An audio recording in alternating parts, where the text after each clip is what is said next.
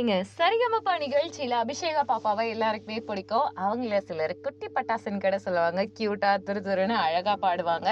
And அவங்களுக்கு வாய்ஸை விட அந்த பெர்ஃபார்மன்ஸ் அழகா வரும். அதையும் தாண்டி அவங்களுடைய ஃபினான்ஷியல் பேக்ரவுண்ட், இந்த ஒரு விஷயம் எவ்வளோ கஷ்டம் இருந்தாலும் அந்த பொண்ணு எஃபோர்ட் பண்றதுக்குன்னே தனி ரசிகர்கள். எப்படி யுவராஜ் சிங், தோனி 2 பேருமே பெஸ்டான பிளேயர்ஸ்னாலுமே, ஆனா தோனி அவர்களுடைய வரலாறு ஈஸியா பேசப்பட்டுச்சு இல்லையா? அந்த கான்செப்டின் வழிதான் அபிஷேகா அவர்கள் நிறைய கஷ்டங்களை தாண்டி இங்க பாடுறாங்க. அதனால அந்த பொண்ணுக்குன்னு ரெக்கக்னேஷன் தனியா கிடைச்சிருக்கு. லிவினேஷ்க்கு அவங்கள பர்சனலா பிடிக்கும். அடுத்து நெப்போலியன் அவர்கள் வீட்டுல இந்த பாப்பா எல்லாம் பாட போறாங்கன்ற லெவலுக்கு எல்லாத்தையும் கொண்டு போயிட்டு இருக்காங்க.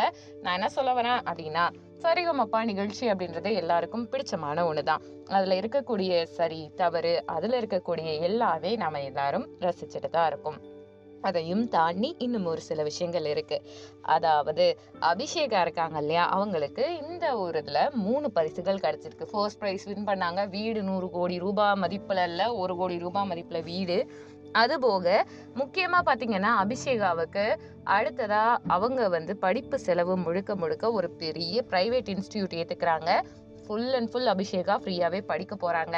அதே மாதிரி 3வது விஷயம், இவங்களுடைய லிசனர், இவங்களுடைய ரசிகர், நிகழ்ச்சியை பார்க்குற ஒரு ஆடியன்ஸ்ல ஒருத்தர் 2 லட்சம் ரூபாய் பரிசு தொகையை கொடுத்திருக்காங்க அபிஷேகாவுக்கு. இது மனம் இறங்கி ஒருத்தருக்கு உதவி பண்ணும் நோக்கில் கிடைச்சிருக்க ஒரு விஷயம் தான்.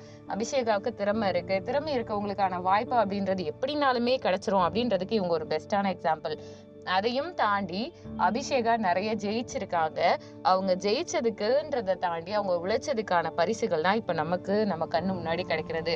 நிறைய நெகட்டிவான பாயிண்ட்ஸ் வருது. இவங்களை விட இவங்க நல்லா பாடியிருக்காங்க. இது எல்லா சீசன்ல வந்தாலுமே அபிஷேகாவுடைய எஃபோர்ட், அந்த ஒரு குழந்தை யோசிக்கிற விதம், ஏதோ ஒரு ஊர்ல இருந்து தான் திறமையை வெளிப்படுத்தணுன்றதுக்காக அவங்க பண்ணக்கூடிய எல்லாமே கண்டிப்பா ஒரு நாள் பேசு பொருளா இருக்கும். இதை பத்தி உங்க கருத்து என்னன்றதை கமெண்ட் பண்ணுங்க. நம்ம சேனல்ல லைக் பண்ணுங்க, ஷேர் பண்ணுங்க, சப்ஸ்கிரைப் பண்ணுங்க.